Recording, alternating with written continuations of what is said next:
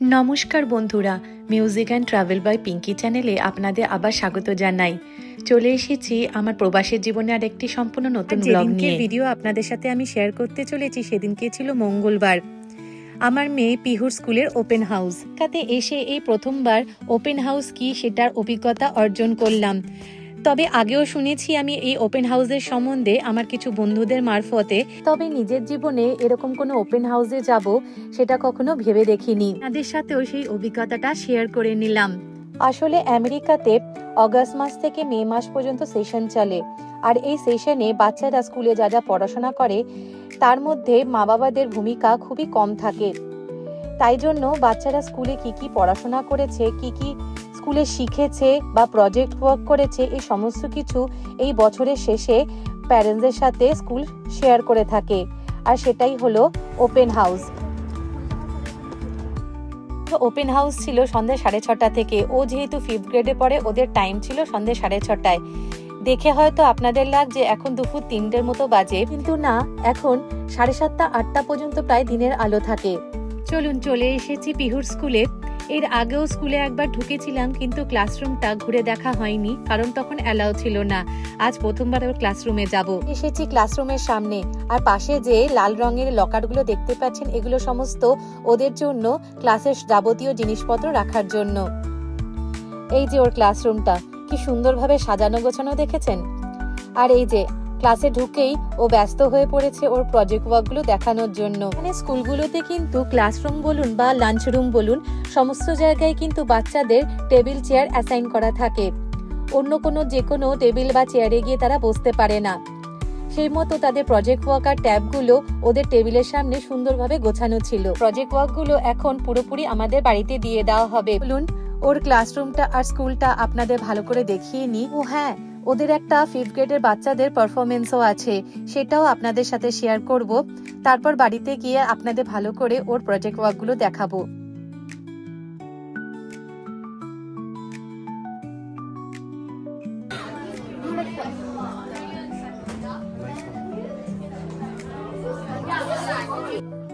যে এই বোর্ডের মধ্যে লেখা আছে ওয়েলকাম টু ওপেন হাউস, তার সাথে ডাইরেকশনও দেওয়া আছে যে ওদের জিমের মধ্যে একটা ছোট প্রোগ্রাম আছে, সেই প্রোগ্রামটা যেন অবশ্যই আমরা পার্টিসিপেট করি।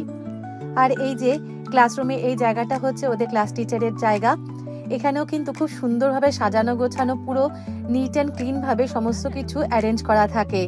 আর একটা জিনিস ভালো লাগলো, সেটা হচ্ছে ওদের ক্লাসরুমে একটা ছোট্ট লাইব্রেরি আছে, যেখানে বাচ্চারা নিজের ইচ্ছা মতো বই নিয়ে পড়তেও পারে। ইন্ডিয়াতে যেমন বাচ্চাদের লেখার উপরে অনেক জোর দেওয়া হয়, সেরকমই এখানে লেখার তুলনায় বই পড়ার উপরে খুবই জোর দেওয়া হয়। এখানে স্কুলগুলোতে বুকস রিডিং এর উপরে চ্যালেঞ্জও দিয়ে থাকে।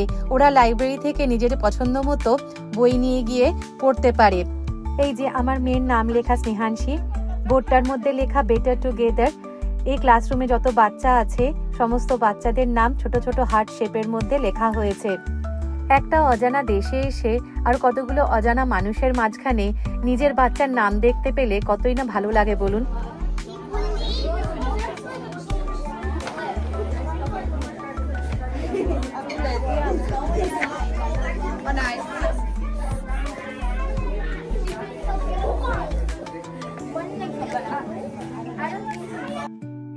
চলুন এবার আপনাদের ওদের লাইব্রেরিটা ঘুরিয়ে নিয়ে আসি। আর লাইব্রেরিতে যাওয়ার পথে এই ছোট জায়গাটিতে কি সুন্দর বসার অ্যারেঞ্জমেন্ট করা, দেখুন। চলে এসেছি ওদের লাইব্রেরির ভেতরে। কি বিশাল বড় দেখুন লাইব্রেরিটা। আর 5th গ্রেডের বাচ্চারা যেই বইগুলো পড়ে আর কি, সেগুলো এই টেবিলের মধ্যে রাখা ছিল। এখন বসে আছি ওই লাইব্রেরির বাইরে করিডোরটাতে। ওদের প্রোগ্রাম শুরু হবে 7:30 থেকে। এখন ঘড়িতে বাজে প্রায় 7টা মতো। আধা ঘন্টার কোথায় যাব সেই জন্য এখানে বসে অপেক্ষা করছি।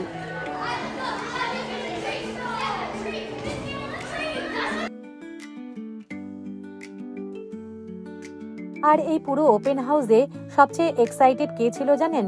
আমার ছোট মেয়ে। দিদির স্কুলে ওর পড়ার খুবই ইচ্ছা, তবে সেটার জন্য ওকে আরো 1টা বছর ওয়েট করতে হবে। ক্যামেরার সামনে আসলে কিরকম পোজ দেয় দেখুন। এখন উপরে করিডোর থেকে নিচে চলে এসেছি ক্যাফেটেরিয়াতে।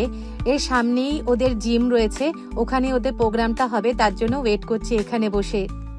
চলুন, সময় হয়ে গেছে প্রায়। এক এক করে জিম রুমের দিকে সবাই এগিয়ে চলেছে, ওখানেই হবে প্রোগ্রামটা। এখানে জানেন তো, আমার একটা জিনিস খুবই ভালো লাগে। স্পোর্টস বলুন বা মিউজিক বলুন বা যে কোনো এক্সট্রা কিউরিকুলাম অ্যাক্টিভিটিস বলুন, বাচ্চাদের কিন্তু খুব সুন্দরভাবে সেগুলো শেখানো হয় আর খুবই এনকারেজ করা হয় তার পেছনে। তার জন্য আমাদের কিন্তু একটা টাকাও বেশি এক্সপেন্স করতে হয় না। আমার মেয়ে এখানে এসে রেকর্ডার, ইউকেলেলে অনেক কিছুই বাজানো শিখেছে, যেটা কখনোই ও আগে ইন্ডিয়াতে শেখেনি। আর এছাড়াও এখানে বাচ্চারা বছরে প্রথমে ব্যান্ডে জয়েন করতে পারে, যেখানে বাচ্চাদেরকে ট্রাম্পেট, জাইলোফোন আরও অনেক রকমের ইনস্ট্রুমেন্ট শেখানো হয়। চলুন, বাচ্চারা ঢুকে গেছে স্টেজে, এবার আপনাদের সাথে ওদের প্রোগ্রামটা শেয়ার করি।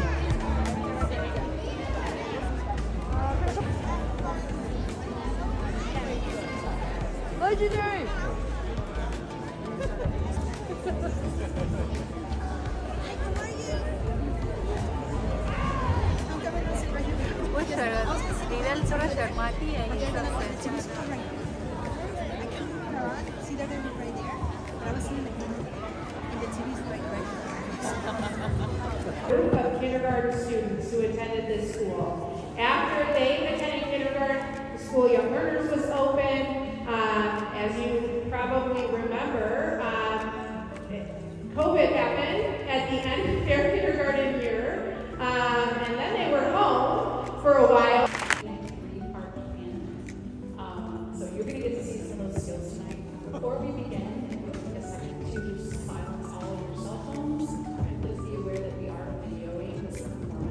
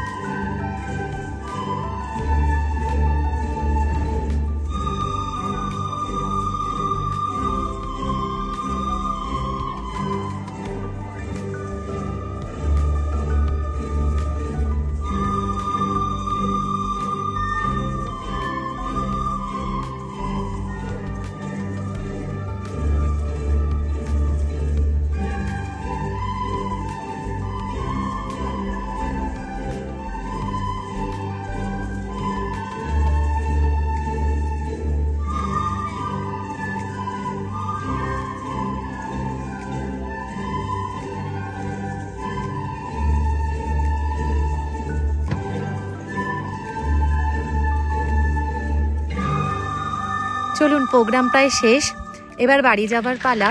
একটা খুবই সুন্দর সন্ধ্যা কাটলো। বাড়িতে গিয়ে আপনাদের সাথে ওর প্রজেক্ট ওয়ার্কটা শেয়ার করি। এই যে নাম লেখা স্নেহাংশী গুপ্তা, এই ওয়াটার অ্যানিমালসদের উপরে এই প্রজেক্টটা ও করেছিল। আর এই যে সেলাইয়ের এই প্রজেক্টটা করেছে, এই সেলাইয়ের প্রজেক্টটা কিন্তু পুরোটাই কাগজের উপরে করেছে। কাগজের উপরে ওদের ইনস্ট্রাকশন দেওয়া ছিল কিভাবে সুচ দিয়ে কাগজের উপরে সেলাই করতে হবে, সেইভাবেই ওরা এই প্রজেক্টটা বানিয়েছে। আর এই সমস্ত মেটেরিয়াল কিন্তু স্কুল থেকেই সাপ্লাই দেওয়া হয়েছে। এই সমস্ত প্রজেক্টের মধ্যে কিন্তু আমার এই সেলাইয়ের প্রজেক্টটা কিন্তু খুবই সুন্দর লেগেছে। আর এই একটা জিনিস করিয়েছিল যেটাকে আমি ঠিক প্রজেক্ট বলবো না, কতগুলো পেজ ওদেরকে দিয়ে দিয়েছিল, ওটার মধ্যে ওদের ভালো লাগা না লাগা বিভিন্ন ইচ্ছা অনিচ্ছাগুলো ওরা তুলে ধরেছিল ওই পেজগুলোর মাধ্যমে। এই যে লেখা আছে নেক্সট স্টপ মিডল স্কুল, তারপরে ওখানে নেক্সট পেজে ওরা লিখেছিল নিজেদের নাম, বয়স, কোন সালে জন্মেছে, এগুলো সমস্ত, ওদের ফেভারিট খাবার, এই সমস্ত লিখেছে। ফ্যামিলিতে কজন আছে, ওর ক্লাসে প্রিয় বন্ধু কারা কারা, তাদের নাম ও লিখে রেখেছে এখানে। এছাড়াও নেক্সট পেজে লেখা ছিল ওর ফেভারিট স্পোর্টস কি, ফেভারিট অ্যানিমাল কি, কোন শপে যেতে ও বেশি পছন্দ করে। এছাড়াও লেখা ছিল ওদের ফেভারিট বুক কোনটা, কোন মুভি দেখতে ও বেশি পছন্দ করে। এরকম নানা রকমের ডিটেলস এই পেজগুলোর মধ্যে ছিল। এরকম বেশ ভালো লাগে। স্কুল থেকে কিন্তু ওদের ইচ্ছা অনিচ্ছাগুলোর মধ্যে খুবই গুরুত্ব দিয়ে থাকে। দেখে এটাই ভালো লাগে যে আমরা যেরকম স্কুল থেকে পড়াশোনা করেছি, কখনোই কিন্তু সেখানে আমাদের ইচ্ছা অনিচ্ছাগুলোকে এরকম কেউ গুরুত্ব দিত না। তো চলুন, সব মিলিয়ে খুবই সুন্দর একটা দিন আমার কাটলো। তো আমি ভিডিওটা এখানেই শেষ করছি। আমার ভিডিওটা ভালো লেগে থাকলে লাইক, কমেন্ট আর শেয়ার করবেন। আর আমার চ্যানেলে নতুন হলে অবশ্যই আমার চ্যানেলটিকে সাবস্ক্রাইব করবেন আর আমার পাশে থাকবেন।